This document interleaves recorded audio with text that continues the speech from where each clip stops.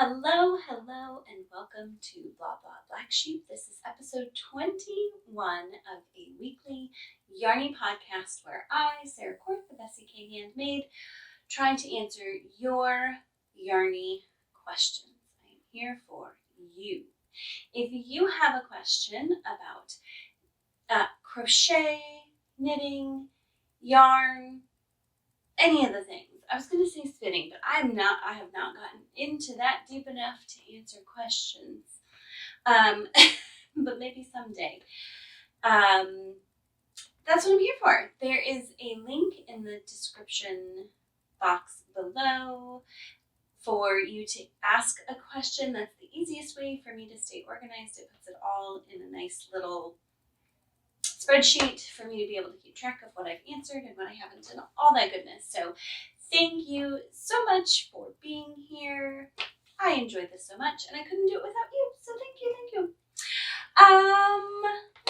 What am I wearing? Okay, so I record ahead of time so that I can add in all of the pictures and the logos and the whatnot. But when this comes out, yesterday will have been Granny Square Day. I'll be honest with you, I don't know how I feel about these, like what I consider fake holidays, but I was like thinking, like, what makes it a real holiday versus a fake holiday? And I was kind of like, all holidays essentially were made up by people. They might be to celebrate more important things than other things, but anyways, let's not have a philosophical discussion about Granny Square Day. I'd love to know in the comments below how you feel about Granny Squares. When the Granny Square trend first refreshed, I was like, no, absolutely not. But then my local yarn shop owner, also Sarah, said, hey, I think Granny Squares would be a great class. So would you like to design something? And I was like, okay. And then I got started and I was like, oh, I see why this is like, why people get into this and keep going. So I ended up with 4 patterns. I have 5 Granny Square total and some fun ideas for a couple more that are going to be kind of unique, making Granny Squares a little more wintry. Anyways, we won't get into those because that's, a long time coming at this point. So I have my Vivian cuff, which is just 3 Granny Squares. This is great. I love this. Okay, let me show you. I love that the buttons, you don't need button holes. There's no anything fancy. They just go through the natural openings in the Granny Square. But this little bracelet is a great way to practice Granny Squares and use up scraps of yarn because just such small amounts are needed. And all of the little amounts are listed in the pattern, which is lovely. I'm also wearing my Jude headband. I made the Thea bag, which I'll have to put a picture up because I'm not going to wear a bag. That's weird. I'll put a picture up here of my Thea bag. My Thea bag has 3 types of squares. I was in I'm a part of a crochet designer group, and there was a very pleasant but interesting discussion recently about what is a Granny Square? Does it have to be the traditional? Can it be like a modification? Are people calling all sorts of things that aren't Granny Squares to like get in on the trend? It was very interesting. I don't know how I fall on that, but my bag has 3 squares and one of them is this flower, which I thought would make a lovely headband. And then really the thing that started it all for me was I had thought, I love earrings. And so I was like, you know what? It would be really fun to make a Granny Square earring in a little square finding, which is what this is. Like, it's not stiffened. It's around a little metal square. And it's so cute. It's so fun. Turn on its side like that. It reminds me a bit of a quilt block as well, which is fun because my mom was a quilter. So I always enjoy quilt-inspired things as well. Okay, I know this seems weird. I'm very hot today. I don't know what it is, I don't know if it's hormones or what, but this headband is making me hot because it's like covering my ears. So I'm gonna take it off, but I love this. Someone suggested that this would make a really cute belt. You could definitely do like a few more of these squares and have the belt go like all the way around and then tie off to one side. I imagine someone probably more fashionable than me being super cute like that. Let's hang Jude up back here. How about in my many many things hanging off my rack there. Okay, so did I say these are the Yvonne earrings, the Jude headband, the Vivian bracelet? So links in the show notes below for all of those. You don't have to go search them out. And happy Granny Square Day, a day late. I'm super excited. Yeah, let's talk about what's bringing me joy, and I'm just gonna lump that in there with it.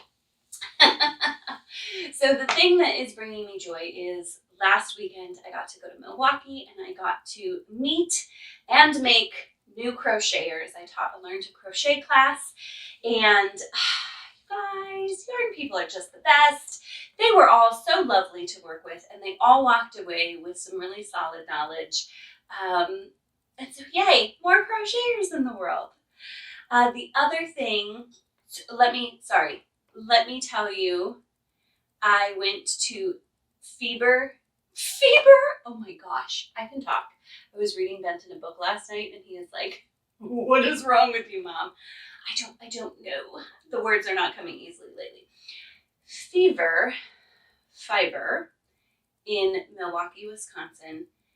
It's a small shop, but oh man, is it gorgeous. You guys, it was kind of a hectic day just because traveling, and I'm like a bit of an anxious traveler, even though everything was totally fine and lovely. And I drove away and got like 15 minutes down the road, and I was like, oh, I didn't take any videos of the shop. I really wanted to like take a picture of the outside because it's super cool, and I wanted to take pictures of all the yarn on the inside. Liz, the owner, is also a yarn dyer, so she has gorgeous yarn there. But then, guys, she has got an eye for yarn. I picked up a skein while I was there. Let me grab it real quick. It wasn't one of hers, but this was like all lonely by itself. And I was like, I think it needs to come home with me. How gorgeous is that? Right? So ever since, so this is Manos del Uruguay.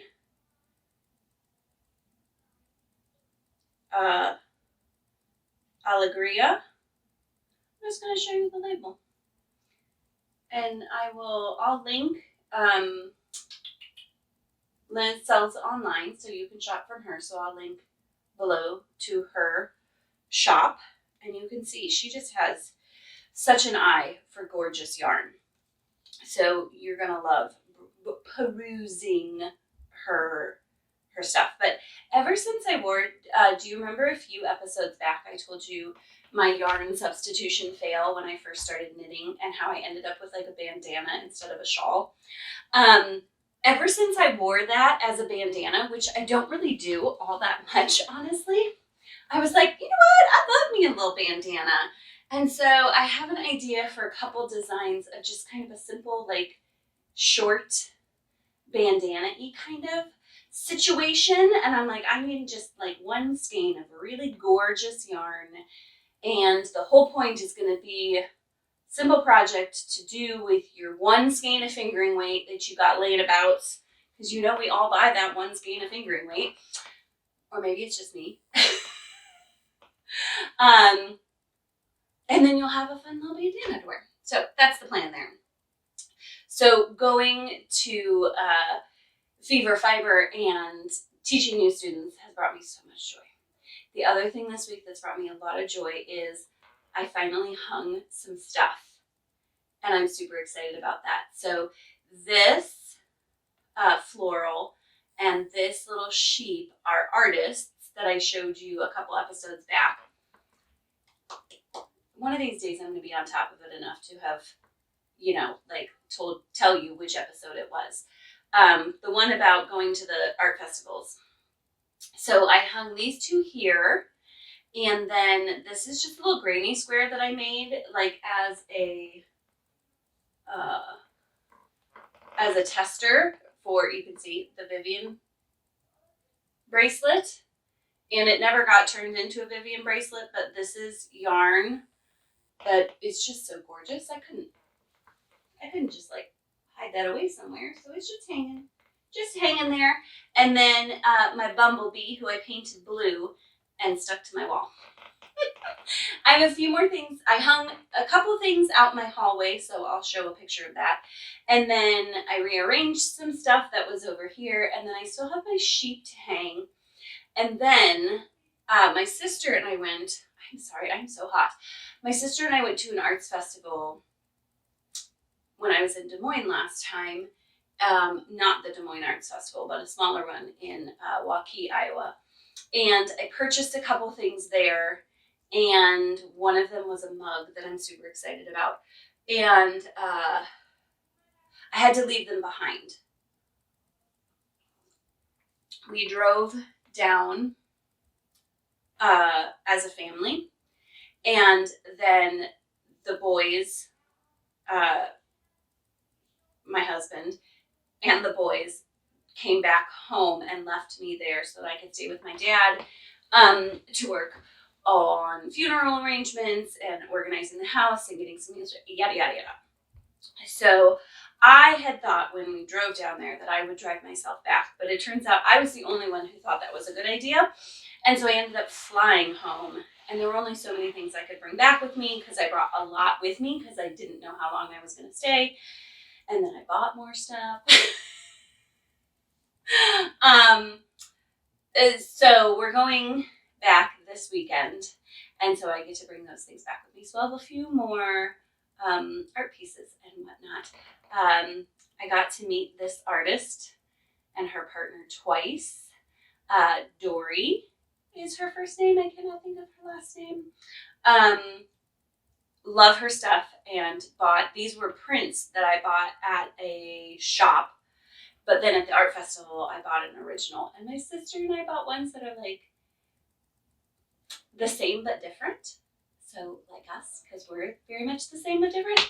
And so we each have one to hang in our house, which I'm very excited about. So can you tell? So much joy coming from those things. Yay. All right. Small businesses. First, my friend Katie, who I grew up with, made my mug. If you find the first episode that I shared this mug, I'll tell you the story about Katie and I. I'm not going to rehash it now.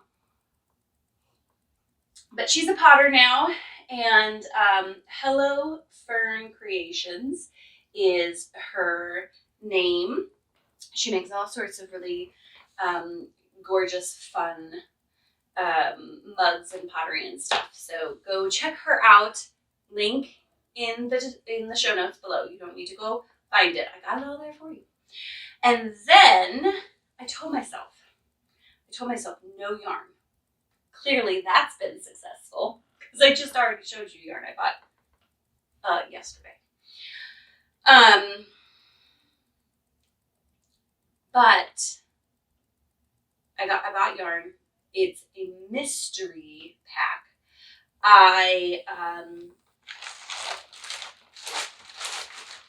I justified this because everything in here is DK weight. And a few episodes back, I told you that DK weight yarn was a hole in my stash. I don't have much DK weight. And I'd like to design some shawls with DK weight. So Farmer's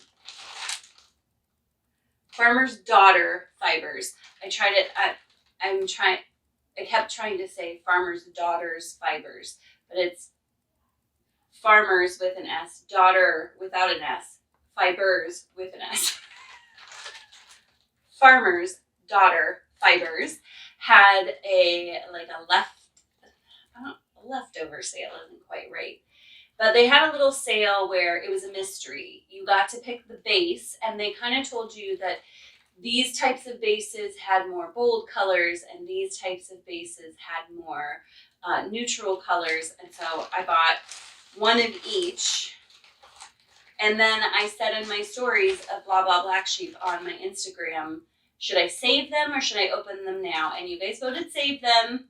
So here I am.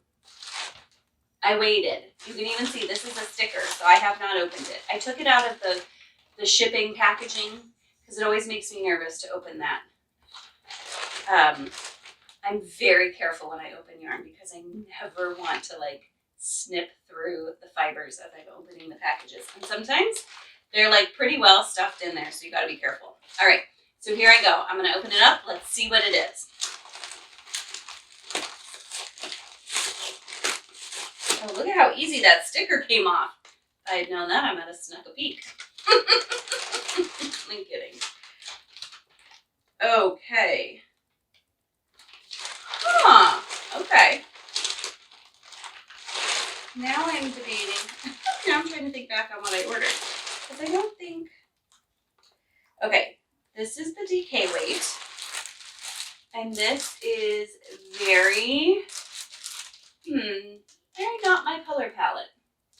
It's kind of an orangey,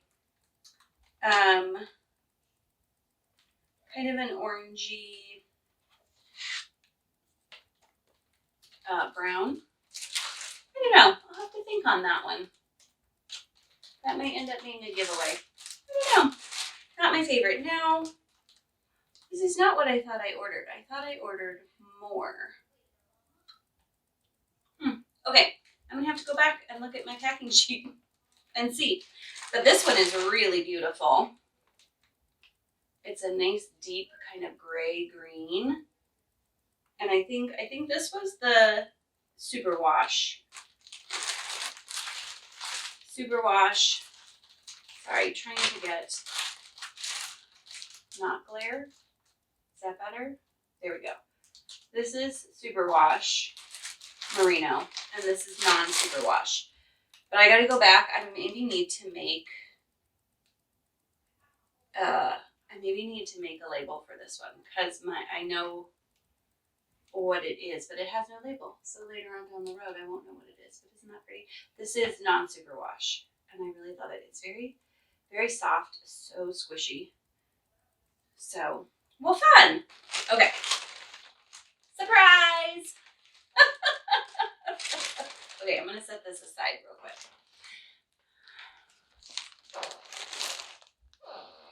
Okay, real quick. I looked at my invoice from Farmer's Daughter Fibers, and I was wrong. I thought I ordered something that I didn't. I thought I'd ordered 3 of each, but there must not have been an option for 3 of my second one. So I have 1. So nothing's wrong. They were great. Go check out their yarn. All right. So those are my small businesses. Quick announcement. I announced this last time. I'll give you a little update on how preparations for the mystery crochet along that's coming this fall is moving along. Last week I swatched for it. I swatched many a swatch. I was looking for a really specific stitch combination. I wanted it to be beautiful. It needed to meet certain parameters. And so it took several swatches, which is fine. But I found my stitch and I've started, and I'm just at the very beginning, but I am very hopeful that it's going to work. My brain is like all the time thinking about it. So I'm very excited about that. So keep an eye out. I think it's going to end up being 7 classes. That's not 7. 7 classes. 7 weeks. And I'm thinking an in-person and a virtual. So that's exciting. All right. Yay. Let's get into some questions. So, question number 1. I just started crocheting and I only have 1 hook. I'm excited to buy more, but I'm not sure where to start. Ooh, feel that. There are so many types of hooks in so many materials and at so many prices, that is for sure. Where is a good place to start? That is an excellent question. There are as many hooks out there in as many different styles and materials as there are yarns almost. So let me tell you where I started, which I don't know that it's the best place, and then give you my 2 cents on choosing yarn hooks. Choosing yarn hooks? On choosing hooks for yarning. Okay, so when I started crocheting, I was not a professional knitter or crocheter. I started crocheting when my oldest was about 1.5 years. I was a stay-at-home mom in a new town, and I just needed like something for myself. I'd been searching on Ravelry and finding more and more patterns that I was like, that's pretty, and then finding out they were crochet and I didn't know how to crochet. So I took a class at a small yarn shop, local yarn shop, and it was just real basic. We just learned the very basic stitches. It was like 3 weeks. Anyways, I loved it. I found it easy to pick up. Since I already knit, I found it pretty quick to take. Unlike knitting. Knitting was very hard for me to learn. But crochet just like clicked. And so I went home after my last class and I got on Amazon and I bought like 15 bamboo hooks for $20. I preferred to knit with bamboo, so I thought I would prefer to crochet with bamboo. And for quite a while, those worked perfectly. But like anything, you get what you pay for, and they were inexpensive. So as I became more of a professional yarn crafter, starting first with selling items, I wanted something that was a little nicer. So I eventually graduated to Furl's Streamline hooks. Their wooden ones are my favorite. Oh, you know what I'm realizing? I don't even have one of my, I gathered some hooks, but not my metal ones that I use. I don't even have a project in here with them. It's fine. We'll talk. Let's talk. Okay, so there are lots of kinds of hooks. So I have brought in this little case here, just a plethora of hooks. And you can see there's ones that are metal with like a wood handle. There are ones that are just metal all the way through and through. Maybe it would be better for me to set this down. Don't roll away, little hooks. Okay, so wooden base, metal handle. Surely bought this one because it was teal. Metal all the way down. This is a boy hook. The brand name BOYE, not boy like male hook. People have strong feelings. This is another boy hook. That's all metal. This one is of Susan Bates hook, and it is metal too, but it's like a different kind of metal. I don't know. You can see it's not shiny. It's got a little more texture to it, so a little more grip. I got this at, I don't even know where, maybe given to me. It's a plastic hook. That one I'm going to use for demonstration. This is an Odyssey by Furls. It's their metal hook. People swear by these. I like a lighter weight hook. And so this is not my favorite. I have used them and I do like them, but I can't go for too long because it's heavy. Other people find the weight of this to be uh, preferable. That's the word I'm looking for, because they find that as they crochet, the weight of the hook just glides through the yarn. So, set that there. This is, I don't know, an acrylic hook maybe plastic. This one is my favorite, the Furls Streamline Wood.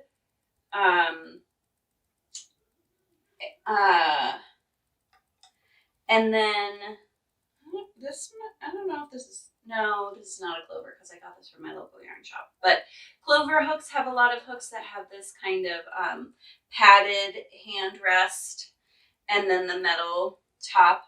And then I have not played with these a whole bunch, but I just recently purchased,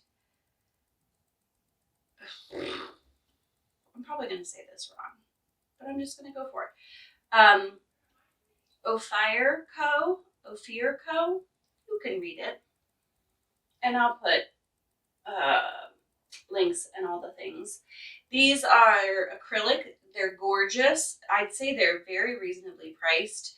I've played with them some. I haven't actually used them on a project. My last project I started, I thought I'm going to use one of her hooks. And then I went to grab them and I was like, oh, I don't have the size I want.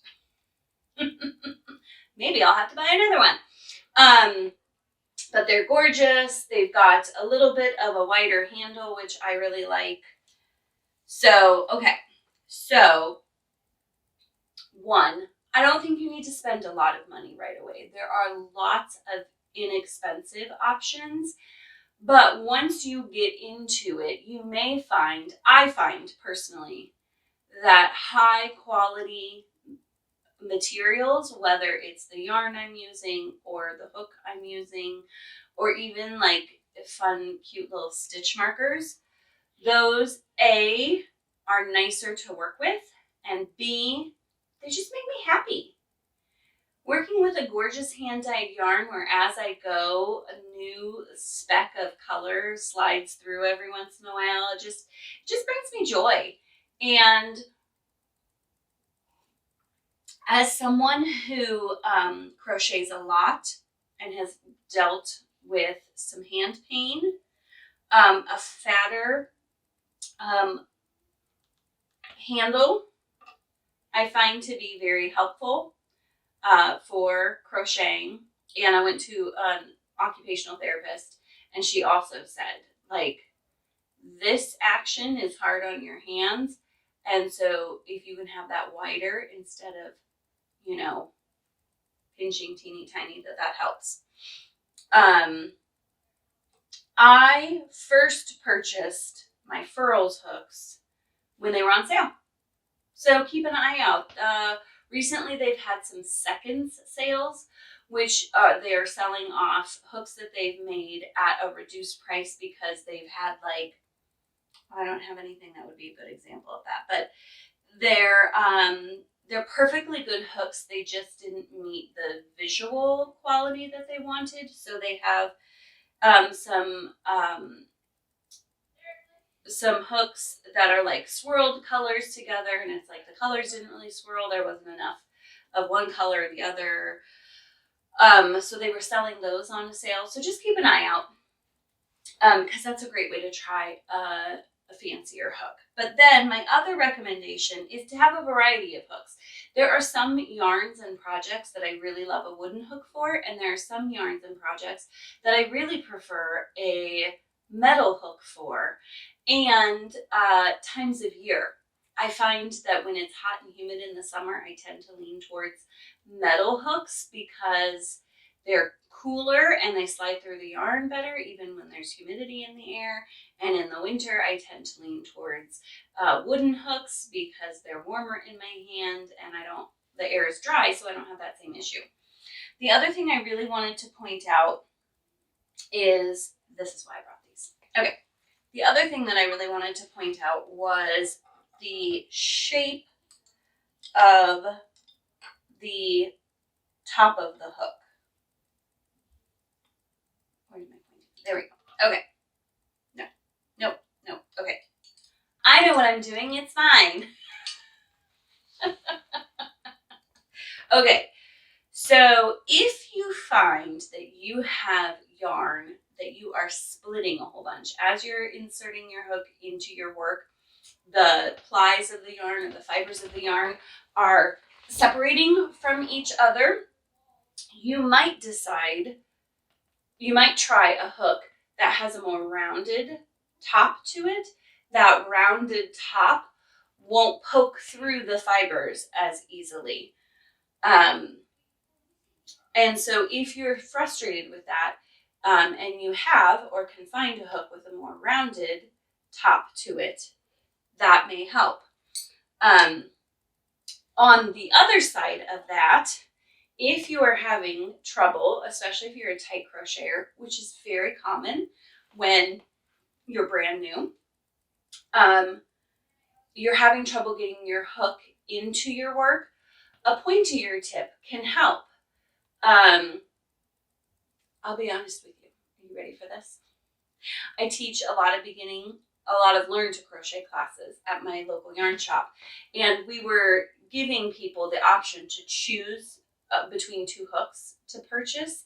And people would purchase the less expensive hook, which I totally understand, because they weren't sure if they were going to even be successful because they were just learning. But they would get really frustrated because it had a very rounded end. And what they would end up doing is they would spend the whole class frustrated, and at the end of class, they'd go out and buy the other hook anyways. So we just stopped offering them the rounded one because it just made them frustrated, and they ended up spending more money when they go out and buy the other hook too. So pointed hooks, if you're tight, can be really helpful. So there's not a one size fits all answer. Stick within your budget until you feel like you really are confident enough to to invest in goodness sakes, in more expensive tools. And then you just got to experiment. And if you have a friend who crochets and they maybe have a variety of hooks, ask if you can try some stuff out. Sit down together, grate a cup of coffee, take some yarn, and just do some swatching and see if one feels better than the other to you. So that's my 2 cents on crochet hooks.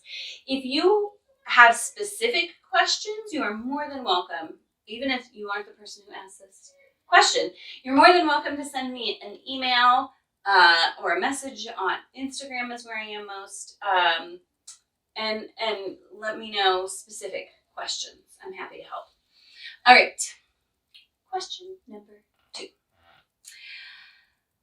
I'm starting your Cordelia shawl, and I've never done foundation stitches before. I'm feeling a bit frustrated. Any tips?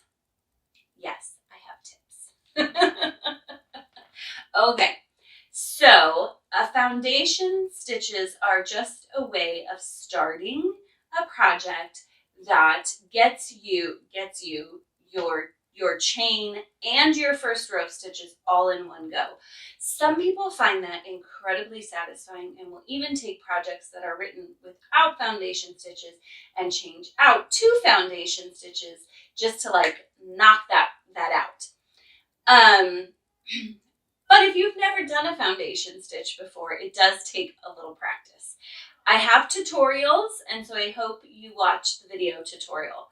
But my Cordelia shawl, which is this gal, I guess, right here, is made in fingering weight yarn. I do not recommend, generally speaking, unless you've had a lot of experience with fingering weight yarn, even if you have though, I don't recommend practicing a new skill with fingering weight yarn. That's a really fine yarn to see your stitches and to really understand how everything's going together. So my first tip would be to start off with a much heavier yarn and just give it a little practice. All right. The bonus of doing a foundation stitch for that is, I was going to look this up and I didn't. It's more than 200 stitches, I'm pretty sure, to start, because it's worked, this is the height, so it's worked the long way and worked up to the height. So it's a lot of stitches. So let's see. I'm just gonna see here, because now I have some questions for myself. Oh man. Okay, give me just a second. Okay, so doing the foundation stitches can be a lifesaver. So so I would say start with a much bigger yarn and a bigger hook and just practice. I'm sorry, guys.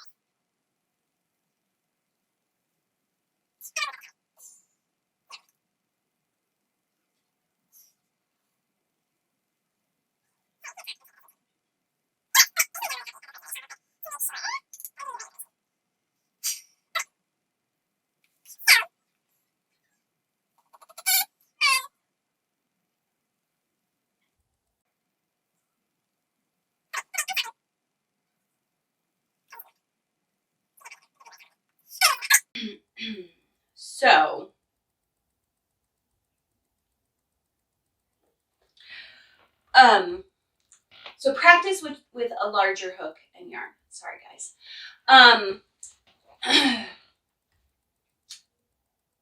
If that's like no go, there are people who hate foundation stitches, and so if you're like, nope, I don't want to, it's fine.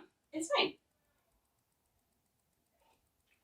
What you need to do then is you need to just make a chain, and then you need to work that number of stitches back into the chain. Now, here's why I was trying to look up the pattern, because I don't remember the exact number of stitches off the top of my head.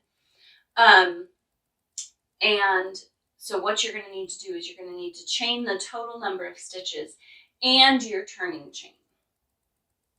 So like if, let's just say, since I don't have the exact number, let's say that you were supposed to do 302 half double crochet foundation half double crochet stitches. Instead, you could chain 302, and then depending on what turning chains you use for your half double crochet, if you use one turning chain or two turning chains, then you can chain 302 plus the one turning chain or plus the two turning chain, and then work half double crochets back into all of the chains. Totally can do that. All right. Here's my little like bonus tip for that though. And that's a stinking lot of chains. And so what I would do is I would chain, and as you're chaining, mark every 25 chains, mark every 10 chains, mark every 50 chains, whatever you're comfortable with, but put little stitch markers. I have those little light bulb like safety pin things. You can buy like 8 million of them on Amazon for like $7. And those are nice and lightweight, so with hanging off the chain, they aren't like pulling it and stretching it out. So I put those about every 25. And then when you get to the place where you think you have the correct number of chains, chain 5 more. Because here's the deal. It is so easy to untie the knot, your slip knot, and undo chains that you don't need. It is much harder. You're gonna have to go back to foundation stitches, is the reality of it. You can add foundation stitches onto the end to kind of look like your stitches if you run out of chains. So have a few extra chains. That's my recommendation. I hope the Cordelia shawl is gorgeous. That first big long starter is is the hardest part. The rest of it is so open and lacy that it really does move very, very quickly. So don't give up. It's gorgeous. Send me an email. Make a project on Ravelry so I can see it when it's all done. You guys, nothing brings me more joy than seeing your finished projects. It just makes me so happy. It makes me so happy. So I do sometimes, when I have a minute, go to Ravelry and see if people have added projects to patterns, because it brings me such joy to see them. So make a designer's day. Go add a project on Ravelry. It doesn't have to be fancy or amazing, but a quick little snap and like tell them what yarn you used, and it's a lot of fun. So, all right, friends. Those are our questions. I've run, plenty long again today. Thank you so much for joining me. Thank you for your questions. I would love it if you would subscribe to my channel, like this video. Tell me your thoughts and feelings about granny squares or foundation chains or mystery yarn down in the comments below. I hope you have an amazing week and happy crafting.